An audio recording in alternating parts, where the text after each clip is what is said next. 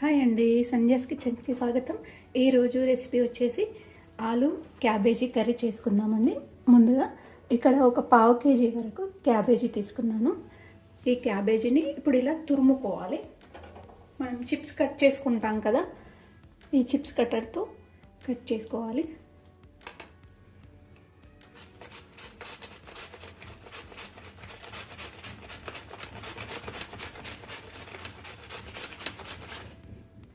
చూడండి, మనకి ఇలా పల్చగా పొడవుగా వస్తాయి, చాలా బాగుంటాయి. ఈ క్యాబేజీని అంతా కూడా ఇలాగే కట్ చేసుకోవాలి.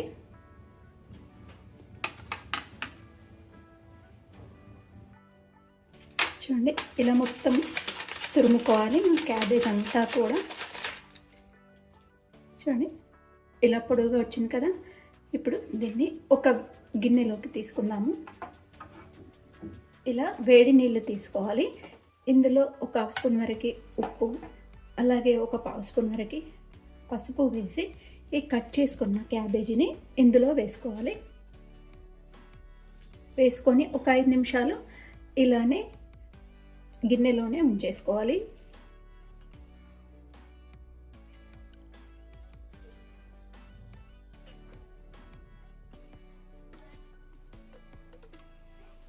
ఫైవ్ మినిట్స్ అయిన తర్వాత ఇలా నీళ్ళలో తీసేసుకొని ఇలా హోల్స్ ఉన్న గిన్నెలో ఇందులో వేసేసుకోవాలి.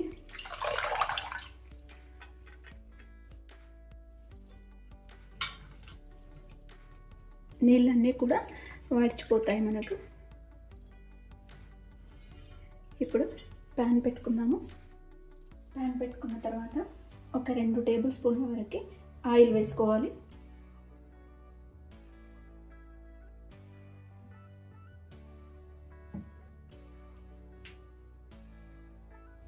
ఆయిల్ కూడా వేడండి. ఇందులో ఒక పావు స్పూన్ వరకు ఆవాలు, ఒక హాఫ్ స్పూన్ జీలకర్ర,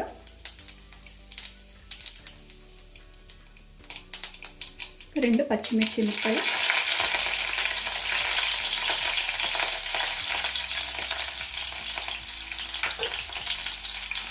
కట్ చేసి పెట్టుకున్న ఇలా చిన్నగా పొడవుగా కట్ చేసి పెట్టుకున్న ఒక ఉల్లిపాయ వేసుకోవాలి. ఈ ఉల్లిపాయలను కొద్దిసేపు మనం వేయించుకుందాము. వీటిని 1 నిమిషం పాటు వేయించుకోవాలి. ఇప్పుడు ఇందులో 1 టీ స్పూన్ వరకు అల్లం వెల్లుల్లి పేస్ట్ వేసుకోవాలి.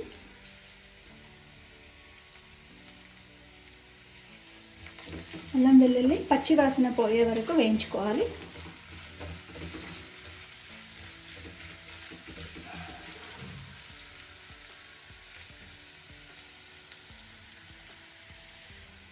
ఇప్పుడు అల్లం వెల్లుల్లి కూడా ఒక మీడియం సైజు ఆలు కట్ చేసి వేసుకోవాలి.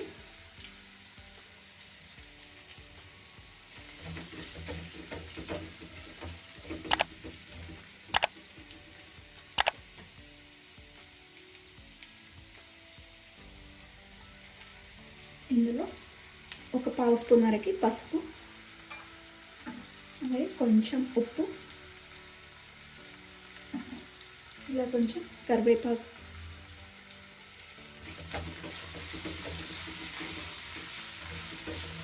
ఒక 2-3 నిమిషాలు ఉడికించుకుందాము.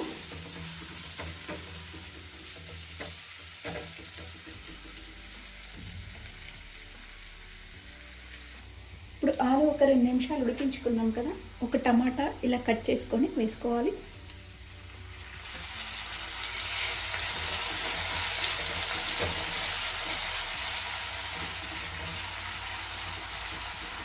ఇప్పుడు ఈ టమాటా కొంచెం మెత్తబడే వరకు ఉడికించుకున్నాము. ఇప్పుడు ఆలు ఉడికిపోయింది, అలాగే టమాటా కూడా ఉడికిపోయింది కదా. ఇప్పుడు అది కలుపుకున్నాము.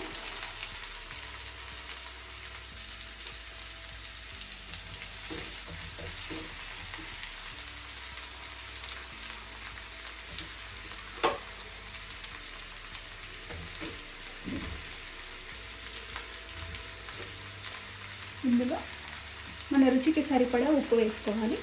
ఇప్పుడు ఒక 1/2 టీ స్పూన్ వరకు వేస్తున్నాను. అలాగే రుచికి సరిపడా కారం 1 టీ స్పూన్ వేస్తున్నాను. ఇందులో కొంచెం గరం మసాలా, అలాగే చాట్ మసాలా,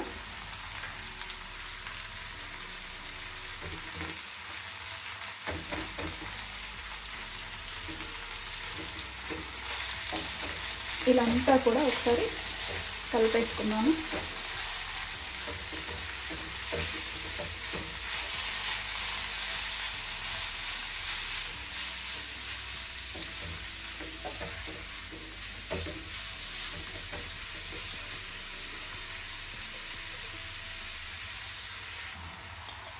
ఇలా కలుపుకున్న తర్వాత ఒక 10 నిమిషాలు సిమ్ మీద పెట్టి ఉడికించుకోవాలి.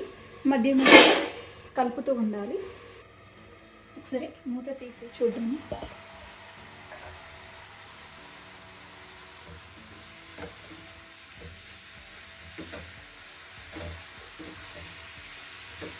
ఇలా కలిపేసుకుంటే ఒకసారి కిందికి మాడకుండా ఉంటుంది.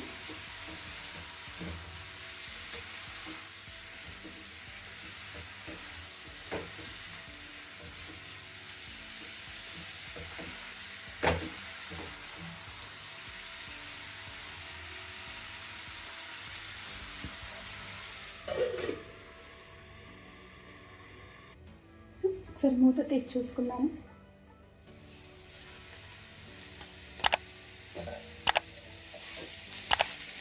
ఇలా ఒకసారి కలిపేసుకున్న తర్వాత క్యాబేజ్ ఉడికిందా లేదా అని చూసుకోండి. క్రంచీగా ఉంటే ఇంకా కొన్ని నీళ్లు చల్లుకుంటూ, అవసరమైతే చల్లుకుంటూ ఉడికించుకోవాలి. ఉప్పు కారం కూడా టేస్ట్ చూసుకొని ఒకసారి కలిపి దించేసుకోవాలి. ఇప్పుడు ఇందులో లాస్ట్గా కొంచెం కొత్తిమీర,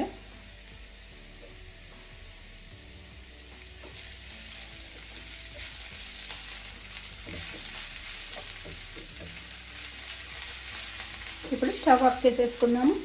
వేరే బౌల్లోకి తీసుకుందాము. ఒక గిన్నెలోకి మార్చేసుకుందాము.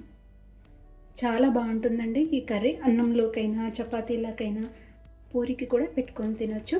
చాలా బాగుంటుంది. మీరు కూడా ఒకసారి ఈ కర్రీని ట్రై చేయండి. అలాగే లైక్ చేయండి, షేర్ చేయండి, నా ఛానల్ సబ్స్క్రైబ్ చేయండి. Thanks for watching.